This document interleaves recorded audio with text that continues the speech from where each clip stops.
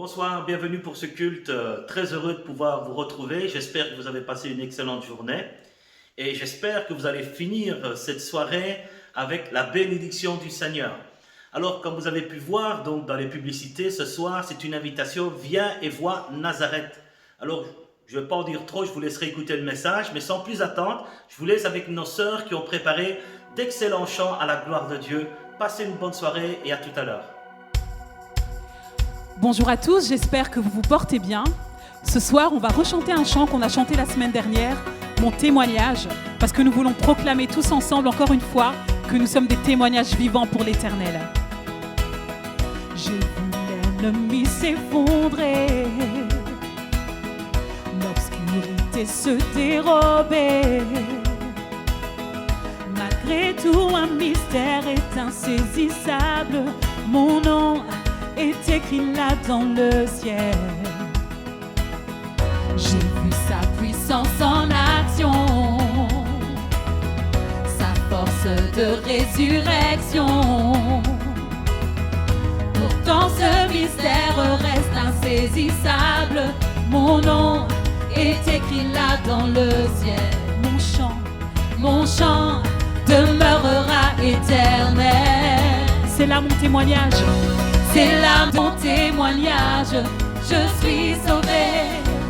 Sa grâce a changé ma vie, je chanterai.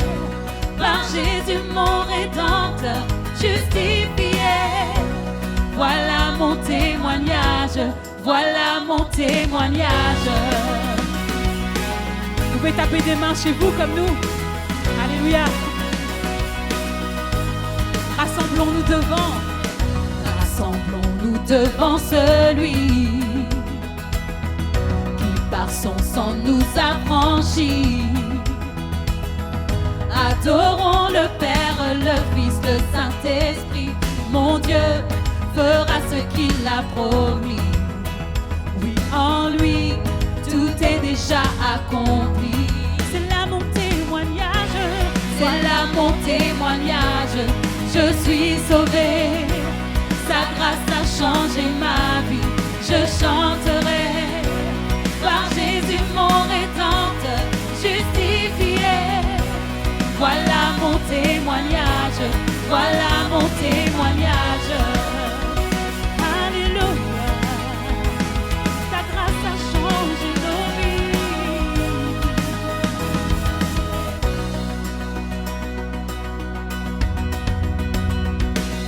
Tant que je vis, tu agis. Le meilleur est à venir, oh je le crois. Tant que je vis, tu agis. Le meilleur est à venir, oui je le crois. Tant que je vis, tu agis. Jésus, le meilleur est à venir, oui je le crois. Tant que je vis, tu agis. Le meilleur est à venir, oh je le crois. C'est là mon témoignage. C'est là mon témoignage. Je suis sauvé. Sa grâce a changé ma vie. Je chanterai. Par Jésus mon Rédempteur, justifié. Voilà mon témoignage, voilà mon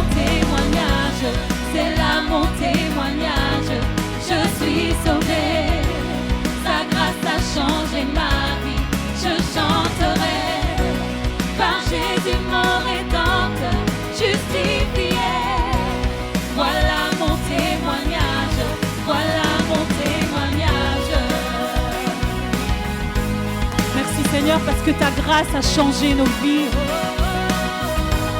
Ton amour a bouleversé nos vies.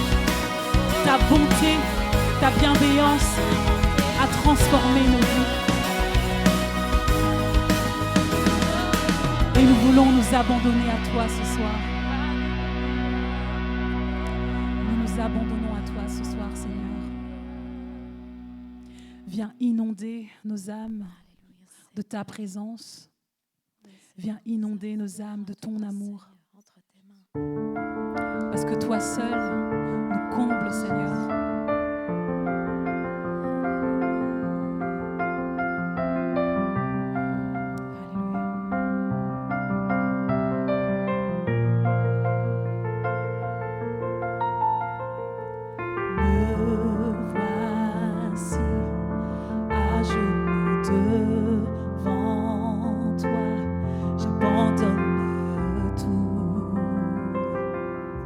J'abandonne tout.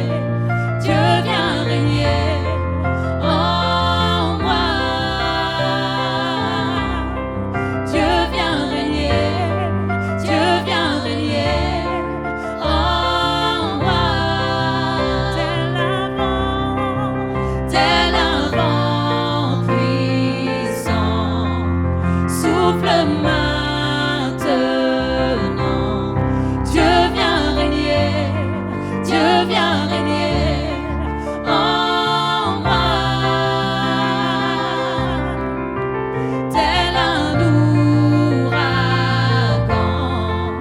réveille mon âme. Dieu vient régner, Dieu vient régner en moi. Dieu vient régner, Dieu vient régner, Dieu vient régner, Dieu vient régner en moi. Je m'abandonne, je m'abandonne, je m'abandonne, je m'abandonne. Nous nous abandonnons à toi, Seigneur, ce soir. Je veux te connaître. Crée en nous cette faim et cette soif de ta présence. Je veux te connaître. Nous voulons te connaître plus.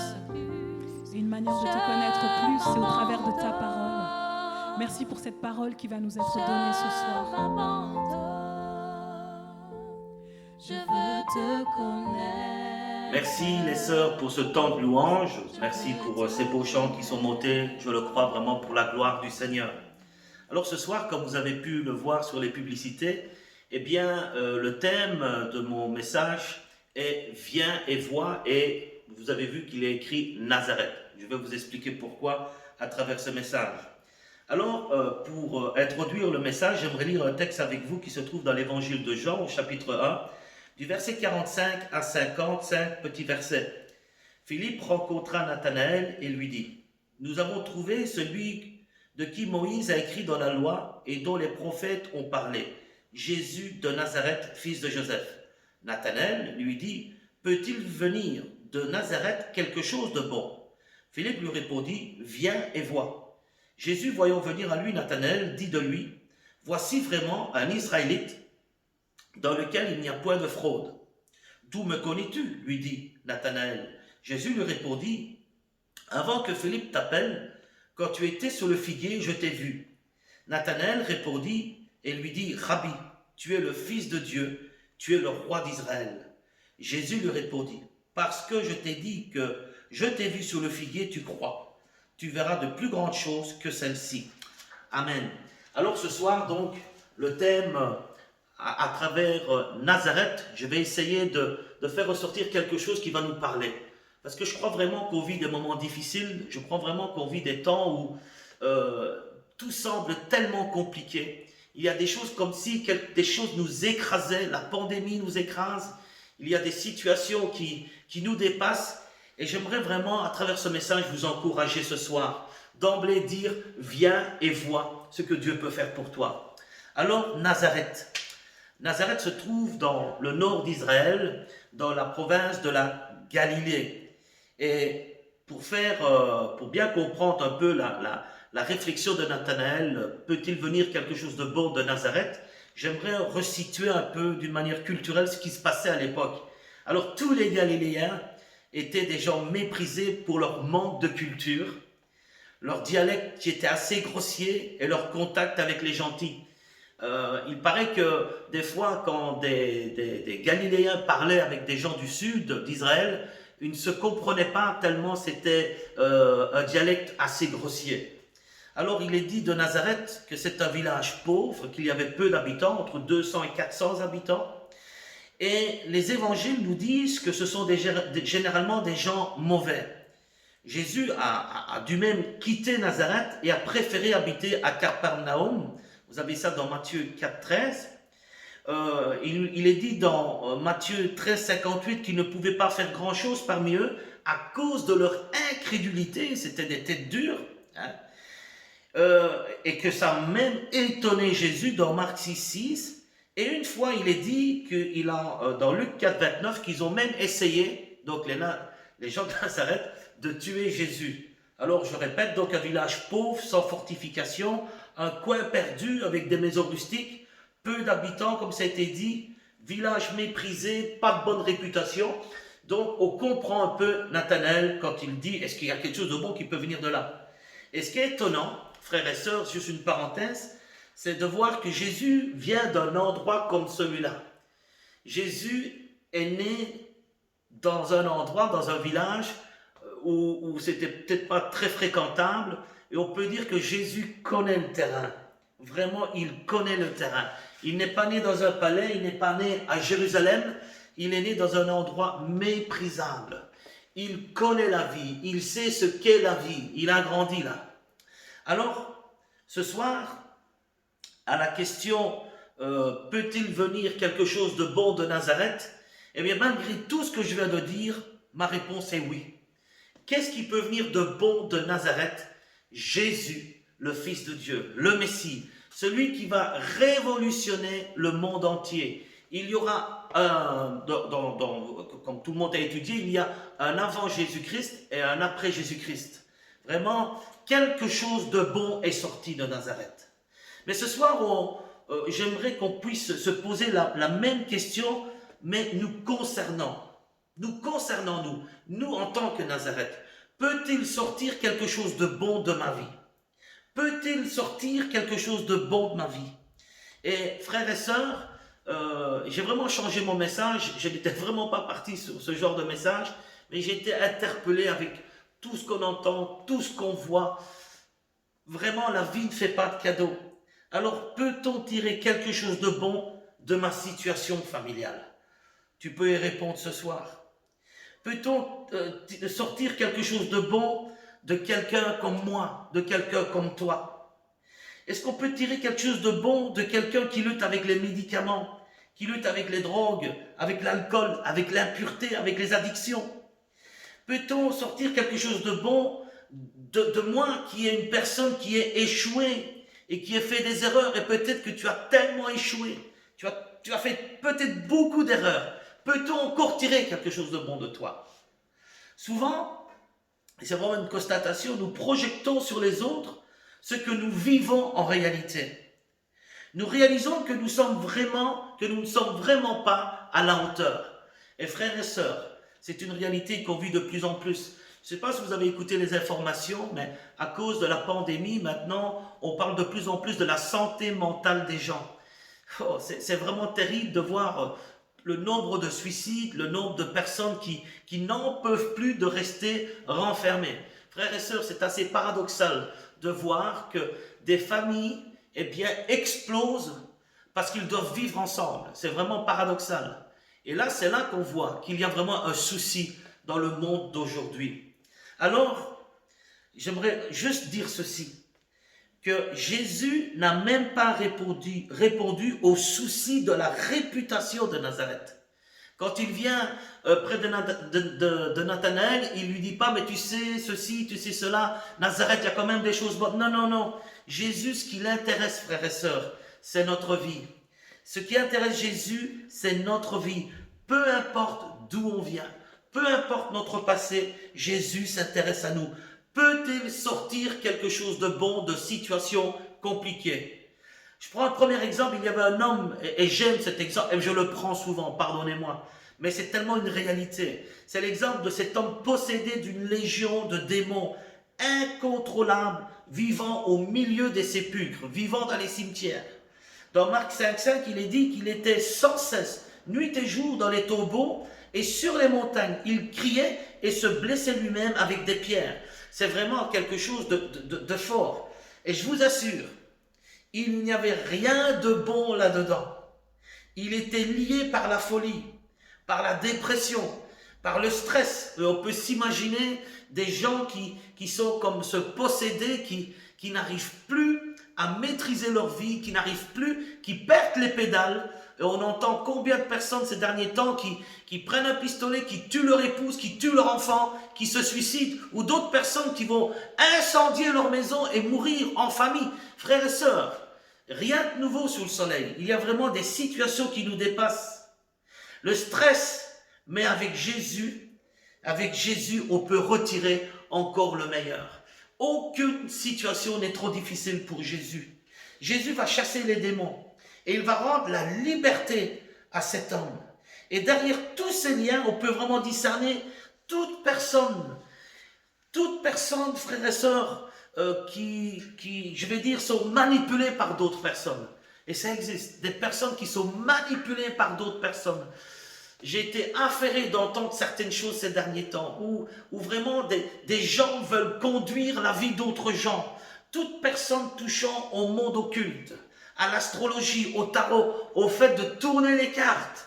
Toute personne dépendante de médicaments qui les renferment dans une vie vraiment toxique.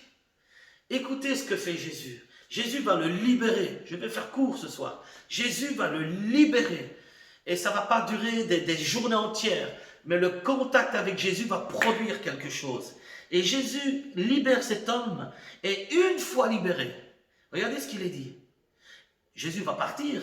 Comme Jésus montait dans la barque, celui qui avait été démoniaque le suppliait demandant à l'accompagner. Jésus ne lui permit pas, mais il lui dit, écoutez frères et sœurs, c'est vraiment important d'écouter ce que je vais vous dire maintenant. N'écoutez pas les gens qui vous disent, n'allez pas à l'église, ils vont vous séparer de vos familles, n'allez pas à l'église, c'est des gens qui brisent les ménages. Non, non, regardez ce que fait Jésus. Jésus va lui dire, va dans ta maison, vers les tiens, et raconte-leur tout ce que le Seigneur a fait pour toi, comment il a eu pitié de toi. Il le rend à la société, il le rend à sa famille. Jésus le renvoie dans sa famille. Et frères et sœurs, pour Jésus, la famille est la chose la plus importante. Vous ne pouvez pas imaginer la joie que cette famille va avoir quand ils vont retrouver, peut-être pour les parents, un fils, peut-être pour des frères et sœurs, un nouveau frère qui revient complètement transformé par la puissance du Saint-Esprit. Par la puissance du Saint-Esprit, parce qu'il y a de la puissance dans le nom de Jésus. Et j'aimerais dire à tous ceux qui sont liés par l'occultisme, tous ceux qui sont liés par le mauvais œil, tous ceux qui sont liés par des choses du monde occulte, il n'y a aucune puissance qui puisse résister devant le nom de Jésus. Et je proclame ta liberté ce soir, si tu es une personne qui a touché à ces choses. Alors, un deuxième point pour vous montrer que c'est possible. Il y a quelque chose de bon qui peut encore sortir de ta situation. Et toi, peut-être tu vas me dire, mais moi, ma situation, elle est morte. Écoute, Lazare est mort depuis 4 jours. L'évangile de Jean, chapitre 11. Depuis 4 jours, Lazare est mort. Peut-il sortir quelque chose de bon de ce qui est mort? Humainement, ça sent mauvais. Et toi, tu peux dire, mon couple est mort. Ma situation financière est morte. Je suis seul, j'ai de la solitude qui m'enferme de plus en plus. J'ai l'impression que tout est mort en moi. Je n'ai plus envie de vivre. C'est vraiment comme des fois des esprits de mort qui naissent sur nos vies ou des pensées de suicide. Laisse-moi te dire ceci. Un message très simple ce soir. Si tu laisses Jésus venir dans ta vie, tout cela ne sera plus qu'une impression. Parce que Jésus promet la vie et la vie en abondance. La vie et la vie en abondance. Oh, viens et vois combien Dieu est puissant. Viens et vois, toi qui vis à Nazareth avec une mauvaise réputation. Viens et vois, je t'en supplie ce soir. Dans Jean 10, il est dit, le voleur ne vient que pour voler, égorger et détruire. Moi, je suis venu afin que les brebis aient la vie et qu'elles l'aient dans l'abondance. Tu entends ce que dit la Bible? Moi, je suis venu pour que mes brebis aient la vie et qu'elles l'aient en abondance. Le voleur, le diable veut voler ta jeunesse. Le diable, le voleur, veut voler ton couple. Il veut voler ta famille. Il veut voler ta santé. Il te propose de l'alcool, il te propose des drogues, il te propose peut-être même des choses qui sont liées au monde oriental et qui t'emprisonnent encore plus. Mais Jésus veut te donner une vie et une vraie vie. Tu n'as pas besoin de te balader avec des bracelets, des colliers, des cornes rouges siciliennes. Tu n'as pas besoin de te promener avec tout ça, parce que tu es un homme et une femme libre quand tu es en Jésus.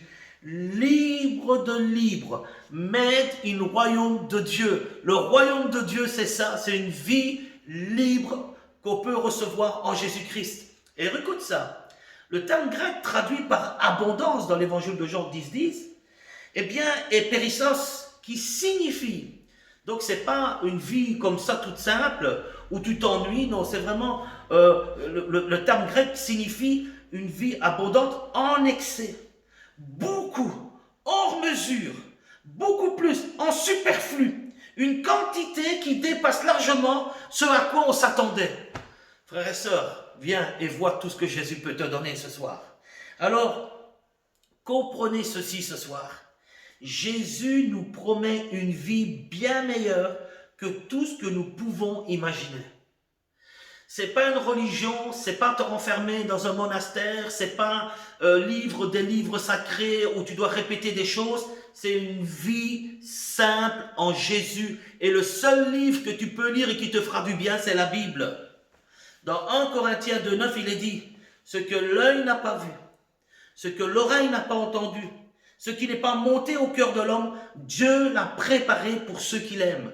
Ce que je suis en train de te dire ce soir, c'est que Dieu est capable de te sortir de ta situation pour te faire vivre des choses que tu n'as même pas vues, même pas entendues, même pas imaginées. Dieu les a préparées pour toi. Dieu les a préparées pour toi. L'apôtre Paul nous dit que Dieu est capable de faire bien au-delà de tout ce que nous demandons ou pensons par sa puissance qui est à l'œuvre en nous qui lui appartenons. Éphésiens 3, 20. Frères et sœurs, ce texte est clair. Et nous sommes des pentecôtistes, c'est-à-dire nous croyons dans la vie de l'Esprit et nous croyons que la puissance du Saint-Esprit est capable de changer des situations en nous et autour de nous. Alors ce soir, peut-il venir quelque chose de beau de Nazareth? Oui et amen. Oui et amen. Peut-il venir quelque chose de bon de ta situation qui est peut-être perdue, morte ou liée comme par des esprits? Oui, amen. Il peut encore sortir quelque chose de bon. Viens et vois. C'est l'invitation que Philippe a donnée à Nathanaël. Viens et vois. Et moi, Paulo, ce soir, j'aimerais te dire, viens et vois. J'espère que les églises vont bientôt ouvrir et tu pourras venir voir ce que Dieu est capable de faire. Entendre des témoignages de ce que Dieu est en train de faire et qu'il est capable d'encore faire dans les vies.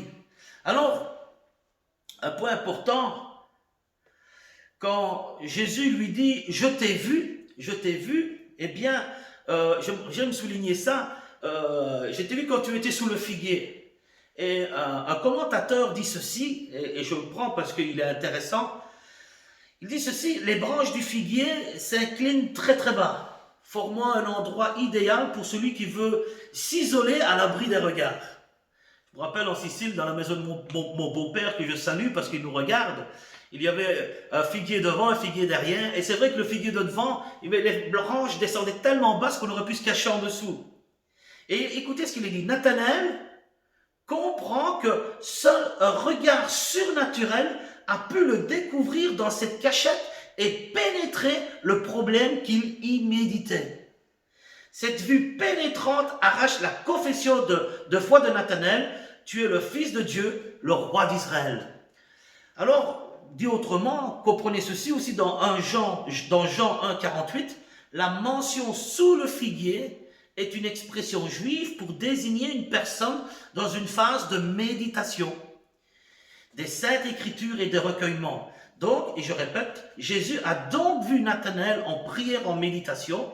Jésus montre par là à Nathanaël qu'il connaît sa vie, qu'il connaît les secrets de son cœur, qu'il connaît sa piété. Frères et sœurs, dit simplement, Jésus manifeste vraiment un don de connaissance surnaturel où il pénètre, où il voit des choses que l'œil ne peut pas voir. Jésus connaît ta vie, il sait ce que tu passes par le moment. Il est omniscient, omniprésent et omnipotent pour agir même là où tu es ce soir. Et j'arrive à la conclusion. Nathanaël cherchait le Seigneur et le Seigneur s'est laissé trouver par lui. Celui qui me cherche, il me trouve, la Bible dit. Alors en conclusion, et la vraie conclusion, peut-il sortir de vous quelque chose de bon malgré vos défis? Malgré le lieu où vous avez grandi, malgré le lieu de vos drames familiaux, malgré les rumeurs qui vous entourent. Et je ressens vraiment maintenant, de la part du Seigneur, que des rumeurs ont été jetées sur toi et ça t'embête, tu es embêté, mais le Seigneur peut mettre sa main là aussi. Peut-il sortir de votre vie de bonnes choses? Laissez-moi vous dire, au milieu de tout vos Nazareth, de vos difficultés, le Seigneur vient vers vous pour vous accorder sa grâce. Sa grâce, cela veut dire quoi? Un acte gratuit que l'on ne méritait pas. Mais il le fait parce que Jésus t'aime, Jésus t'aime, Jésus t'aime. Il veut ton bonheur. Un psalmiste a dit ceci, m'approcher de Dieu, c'est mon bonheur. Je pense que tu as peut-être jamais entendu ça. Toi qui nous écoutes peut-être pour les premières fois ou qui n'est pas habitué avec le langage de la Bible, oui, il est dit, s'approcher de Dieu, c'est trouver le bonheur. Alors ce soir, et je termine, il peut te libérer et te donner la vie en abondance, comme on a vu, afin que tu puisses t'épanouir dans une vie bonne et utile pour sa gloire. Jésus n'est pas limité à cause du fait que tu sois né dans tel endroit ou dans tel quartier, dans telle ville, ni par aucune addiction qui te tient. Peut-il sortir quelque chose de bon de ta vie? Oui, croyez-le, croyez-le. Quand Dieu vient dans une vie, il y apporte quelque chose de bon. La vie est la vraie. Alors ce soir, mon frère, ma soeur, cher ami, toi qui m'écoutes, toi qui passes par des moments difficiles, peu importe ces choses, peu importe la réputation qu'on t'a fait, peu importe si tu vis dans l'addiction de l'alcool, de la cigarette, de la pornographie, peu importe, le Seigneur est capable de te rendre libre ce soir et de t'apporter la vie et la vie en abondance. Viens et vois. Alors c'est la première chose, viens au Seigneur et tu verras qu'il est capable de faire quelque chose pour toi. J'aimerais terminer par la prière. Seigneur, merci pour ce message. Viens et vois Nazareth. Quelque chose de fou. Des gens bizarres même à Nazareth. Mais de là est sorti le Fils de Dieu. Des situations folles que nous vivons. Des folies que nous vivons. Mais de là va sortir aussi le meilleur parce que Jésus va changer le mal en bien. Seigneur, je te prie de bénir chaque personne, tous ceux qui vivent des moments difficiles, très difficiles, qui vivent dans l'anxiété, la peur, la crainte. Seigneur, apporte ta paix. Je te demande vraiment de faire une œuvre ce soir dans la vie de toutes ces personnes qui nous écoutent. Seigneur, je te demande, Seigneur, montre-leur que tu es le Dieu vivant, celui qui est capable de changer les situations. Je te prie, Père éternel, dans le nom de ton Fils Jésus, celui qui est capable de changer nos vies. Amen. Voilà, frères et sœurs, un grand merci pour votre écoute. Et j'espère une seule chose, que ce soir, tu puisses avoir vécu le surnaturel de Dieu, le miracle de Dieu dans ta vie. Alors, juste après le message, donc pour l'église de Seraing, de Charleroi et de Bruxelles, comme convenu, nous avons la Sainte Seine. Donc, vous avez reçu l'invitation au Zoom normalement. Alors, je vous invite vraiment à vous connecter. Donc, chez nous, donc, il n'y a que ceux qui sont passés par les eaux du baptême qui peuvent prendre la Sainte Seine. Donc, c'est comme ça que l'on fait dans nos églises. Et donc, je vous invite à venir tout à l'heure. Et pour le reste, donc, une nouveauté. Donc, chaque jour, maintenant, ce ne sera plus moi qui fera chaque jour les pensées, mais il y aura Benoît, Carmelo, David Tresser, Conchetto, et moi aussi, donc, en dernier, qui vous apportera une pensée chaque jour pour nous édifier, pour aller plus loin. D'ici là, que Dieu vous bénisse et que sa paix vous accompagne.